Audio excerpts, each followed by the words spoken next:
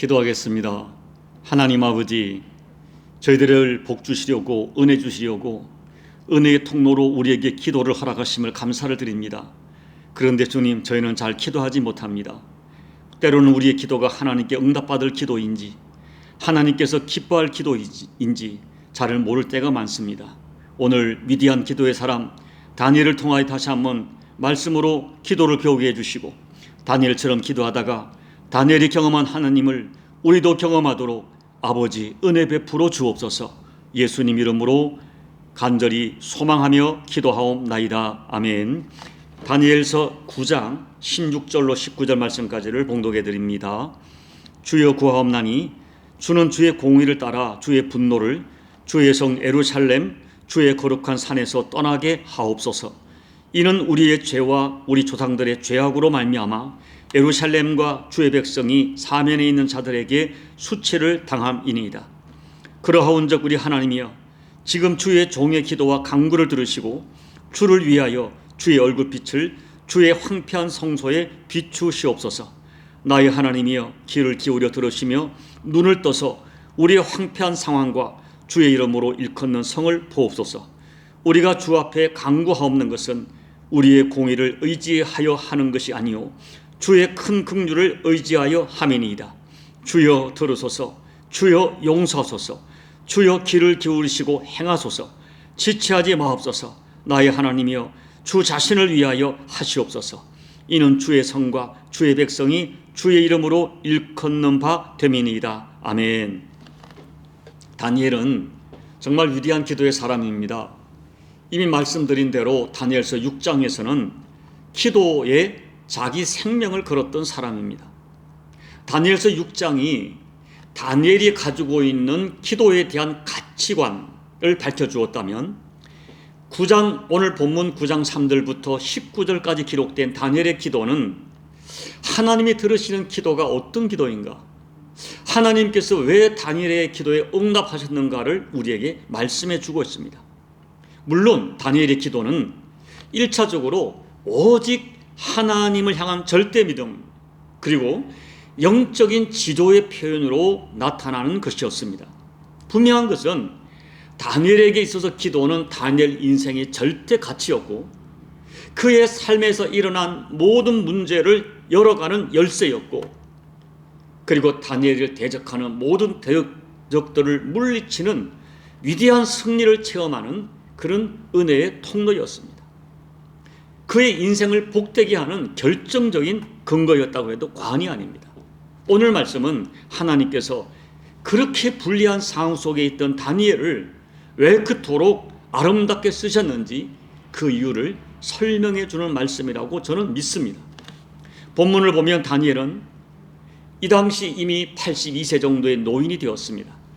그가 14살 정도의 어린 나이에 포로로 끌려와서 68년 정도가 흘렀습니다. 그런데 어느 날 다니엘이 에레미야 선지자가 남긴 성경을 읽다가 놀라운 사실을 발견하게 됩니다. 당시의 성경은 양피지나 파피루스에 기록한 이 단권의 책이었습니다. 다니엘은 정말 겸손한 사람이었습니다. 자기 자신도 하늘의 계시를 받고 있었고 하나님이 주시는 영감을 받는 사람이었지만 앞서간 선배 선지자들의 책을 묵상하면서 하나님의 뜻을 헤아려 살려고 노력했던 겸손한 사람이었습니다. 그런데 평소에 늘 묵상했던 말씀인데 그날 유독 다니엘의 눈과 가슴에 뚜렷한 감동으로 들려지는 말씀이 있었습니다. 우리도 그런 경우를 경험합니다. 늘 읽던 성경인데, 늘 듣던 설교인데 어느 날은 전에 없던 감격으로 내 가슴을 치고 들어오는 그런 말씀의 역사를 경험합니다. 기록된 말씀이 나에게, 한 개인에게 살아서 역사하는 것입니다. 우리는 이때의 말씀을 레마라고 부릅니다.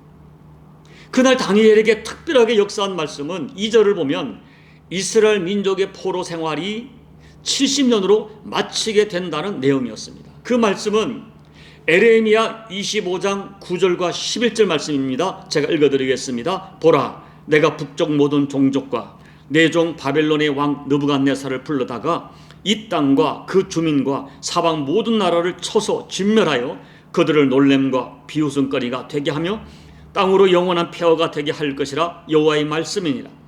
이 모든 땅이 폐허가 되어 놀랄 일이 될 것이며 이 민족들은 70년 동안 바벨론의 왕을 섬기리라. 다니엘은 에레미야 선지자의 예언의 말씀이 얼마나 정확하게 이루어졌는지를 새삼 절감했을 것입니다. 그런데 이어지는 에레미야 29장 말씀을 통해서 이제 포로 생활이 2년 정도밖에 남지 않았고 마침내 조국으로 돌아가게 된다는 놀라운 진실을 새삼 깨닫게 된 것입니다. 에레미야 29장 10절로 14절 말씀을 읽어드립니다. 여호와께서 이와 같이 말씀하시느니라. 바벨론에서 70년이 차면 내가 너희를 돌보고 나의 선한 말을 너희에게 성취하여 너희를 이곳으로 돌아오게 하리라. 여호와의 말씀이니라. 너희를 향한 나의 생각을 내가 하나니 평안이요 재앙이 아니니라. 너희에게 미래와 희망을 주는 것이니라.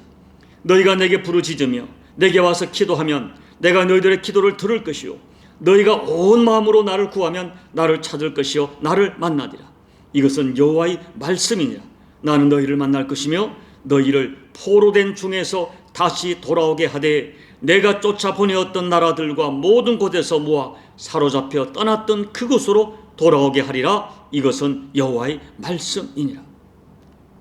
다니엘의 가슴은 뛰기 시작했을 것입니다. 예루살렘은 그 어린 시절 기억밖에 없지만 다니엘은 지금까지 68년 동안 예루살렘을 통하여 열린 창을 향하여 기도해 왔었습니다.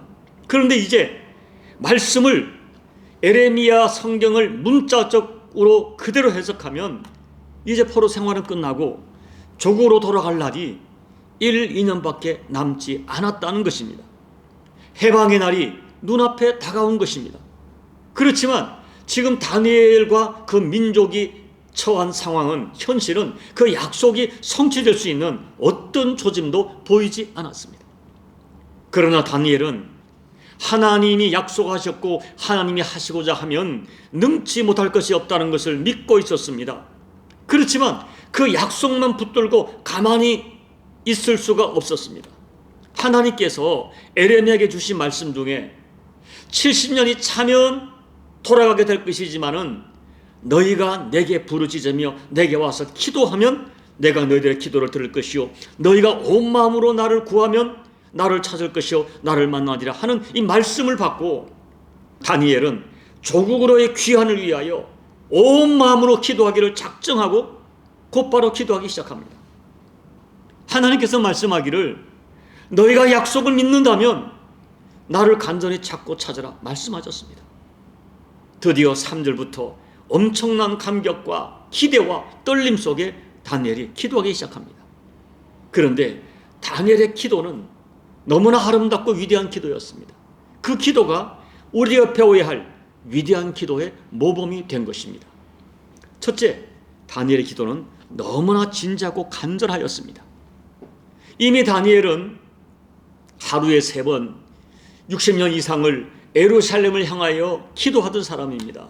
그런데 이제 하나님이 주신 약속의 성취를 위하여 이 포로 생활이 끝나고 예루살렘으로의 귀환을 위하여 기도하는데 특별 기도를 작정합니다. 3절을 보면 금식하며 기도하고 베옷을 얻고 죄를 덮었으며 간구합니다.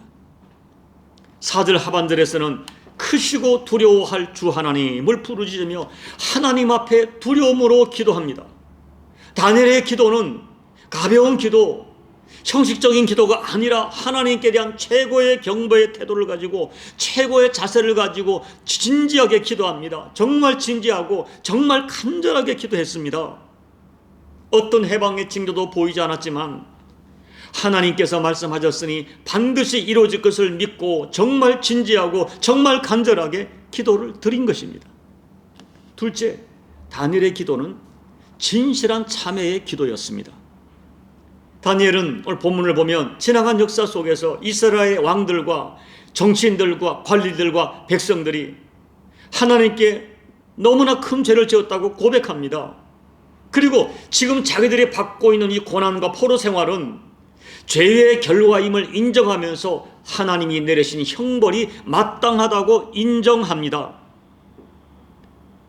그 다음에 이제는 이 민족의 죄를 다시 한번 내가 죄를 지은 것처럼 인정하고 회개하며 기도합니다. 자신이 가장 큰 죄인인 것처럼 금식하고 베옷을 입고 죄를 뒤집어 쓰며 기도합니다. 하나님께서는 이런 겸손한 기도를 기뻐하십니다. 여러분에게 무슨 문제가 있고 고통이 있어서 기도하십니까? 물론 모든 죄가, 모든 우리 고난이 죄로부터 왔다고 할 수 없지만 오늘 다니엘처럼 자신을 살펴보고 정직한 회개의 무릎을 꿇으십시오. 응답받는 기도의 가장 중요한 핵심은 회개의 기도, 통곡의 기도에 있습니다. 나의 죄뿐 아니라 내 가족의 죄, 내 교회의 죄, 내 민족의 죄를 내 죄처럼 끌어안고 기도하십시오. 여러분, 우리의 많은 기도들이 하늘 보좌를 움직이지 못하는 것은 어쩌면 우리들이 하나님 앞에 자신의 죄악을 철저히 회개하지 않았기 때문입니다. 셋째, 다니엘의 기도는 진심으로 하나님의 영광을 구하는 기도였습니다. 17절 이하 19절을 보면 다니엘의 기도의 초점은 명백하게 하나님의 영광이었습니다. 다니엘은 하나님께 기도하기를 우리 민족을 불쌍히 여겨주시고 나를 위하여 이 해방을 달라고 기도하지 않았습니다. 이스라엘 백성들은 하나님의 구원을 받을 자격이 없는 사람들인 것을 인정합니다. 그들은 하나님의 크신 은혜와 사랑을 배반한 사람들이었습니다. 그렇지만 중요한 것은 그들은 세상에서 하나님의 백성으로 알려져 있고 부족하지만 회개하며 하나님의 이름을 부르는 사람들입니다. 그렇게 하나님의 선민으로 불려지는 그들이 너무 오랫동안 이 황폐한 상태에 있다면 사람들은 하나님의 이름과 하나님의 영광을 손상할 것입니다. 하나님의 존재를 부정할 것입니다. 이것이 다니엘에게는 견딜 수 없는 고통이었습니다. 그렇기 때문에 하나님의 살아계심을 증언하기 위해서 하나님의 영광과 하나님의 명예를 위해서라도 반드시 이 백성을 구원해 달라고 간구하는 것입니다. 내가 받을 이익보다 하나님의 명예를 진심으로 생각합니다. 이것이 다니엘의 진심이었습니다. 여러분, 혹시 우리의 기도가 너무 육신적이고 너무 자기 중심적이고 자기 유익만을 위하여 기도한다고 생각하지 않습니까? 하나님, 내 자식을 축복해 주십시오. 꼬리가 되지 않고 머리가 되게 해주십시오. 공부 잘하고 학문의 진보가 드러나 좋은 직장, 좋은 대학 가고 세상에서 당당하게 살게 해주십시오. 여러분, 그런 기도가 잘못되었다고 말하는 것이 아닙니다. 제가 말씀드리는 것은 자녀의 인생을 바라보는 가치관을 바꾸어 보라는 것입니다. 그리고 그런 가치관의 관점에서 기도를 바꾸어 보십시오. 진정으로 여러분의 자녀가 하나님께서 인정하시는 의미 있는 인생, 가치 있는 인생이 되도록 기도해 보십시오. 하나님, 내 자녀 누구누구를 하나님께 올려드립니다. 이 아이가 어떤 모습으로 인격적으로 하나님을 만나게 하시고 이 아이의 인생이 하나님을 드러내는 통로가 되게 하시고 하나님께 영광이 되게 하시옵소서. 내 자녀가 평생 하나님의 사람으로서의 정체성을 지키며 살게 하시고 이 아이가 하나님의 이름을 위하여 세상의 빛과 소금으로 살게 하시옵소서 라고 기도해 보시기 바랍니다. 그리고 여러분, 입술로만 미사역으로 기도하지 말고 정말 진심으로 나보다 먼저 하나님의 영광을 생각하는 정직한 마음으로 기도하셔야 됩니다. 정말 정직한 마음으로 내가 건강할 이유, 내가 이 사업을 통하여 재정적으로 하나님의 은혜를 입어야 할 이유, 그와 같은 것들이 진심으로 하나님의 영광을 생각해야 합니다. 하나님께서는 우리 마음의 중심 정확하게 아십니다. 하나님께서 다니엘의 기도를 그렇게 축복하신 것은 다니엘의 중심, 하나님의 영광을 생각하는 다니엘의 중심을 하나님께서 인정하셨기 때문입니다. 이제 말씀을 정리하면서 이 아침에 특별히 18절 19절의 기도를 여러분께서 가슴에 담고 이와 같이 기도했으면 좋겠습니다. 주님, 나의 황폐함을 보시옵소서. 내 영혼의 황폐함을 보시옵소서. 나와 내 가족, 내 남편, 내 아내, 내 자녀의 황폐함을 보시옵소서. 우리의 황폐함을 불쌍히 여겨 주시옵소서. 하나님, 우리가 비옵는 것은 우리가 의롭기 때문이 아닙니다. 내게 어떤 선이 있기 때문이 아닙니다. 오직 하나님의 긍휼하심이 무궁하시기 때문입니다. 저희가 비록 하나님을 자주 실망시켜드리지만 그래도 예수님의 피로 구원받은 하나님의 자녀이지 않습니까? 하나님, 저 때문에 하나님의 이름과 하나님의 영광이 손상되거나 이방인들에게 수치가 되지 않기 위해서라도 저를 도와주십시오. 저를 회복시켜 주십시오. 저의 기도에 응답해 주십시오. 이런 기도를 드려보시기 바랍니다. 오늘 다니엘처럼 아름답고 성숙하고 위대한 기도를 드리셔서 다니엘처럼 하나님의 응답을 체험하시는 저와 여러분 꼭 되시기를 예수님 이름으로 축복합니다. 아멘. 우리 찬송가 539장을 찬양하겠습니다. 너 예수께 조용히 나가 내 모든 짐 내려놓고 주 십자가 사랑을 믿어 죄사함을 너 받으라. 주 예수께 조용히 나가 내 마음을 쏟아놓으라. 늘 은밀히 보시는 주님 그 은혜를 베푸시리. 주 예수의 은혜를 입어 내 슬픔이 없어지리. 내 이웃을 늘 사랑하여 너 받은 것 거저주라. 주 예수께 조용히 나가 내 마음을 쏟아놓으라. 늘 은밀히 보시는 주님 그 은혜를 베푸시리. 주 예수를 친구로 삼아 늘 내 옆에 모시어라. 그 영원한 생명샘 물에 내 마른 목 축이어라. 주 예수께 조용히 나가 내 마음을 쏟아놓으라. 늘 은밀히 보시는 주님 그 은혜를 베푸시리. 너 주님과 사귀어 살면 새 생명이 넘치리라. 주 예수를 찾는 이 앞에 참 밝은 빛 비추어라. 주 예수께 조용히 나가 내 마음을 쏟아놓으라.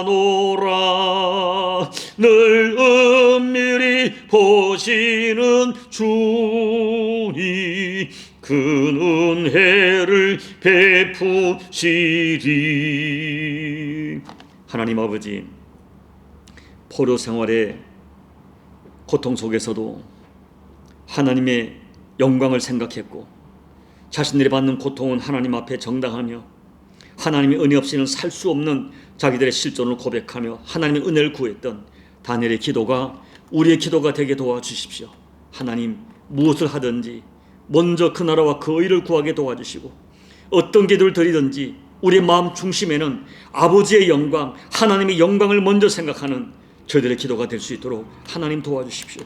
내가 건강할 이유, 내 자녀가 잘 될 이유, 내 사업 속에서 재정적인 은혜를 입어야 될 이유가 진정으로 하나님께 쓰임받기 위하여 아버지의 영광을 위해 구할 수 있는 우리의 마음 중심이 하나님 앞에 연락되어지고 하나님께서 기뻐하시는 마음 중심의 기도가 되어져서 다니엘처럼 응답받는 우리 모든 교우들이 될 수 있도록 아버지 은혜 베풀어 주옵소서. 예수님 이름으로 감사하며 기도하옵나이다. 아멘.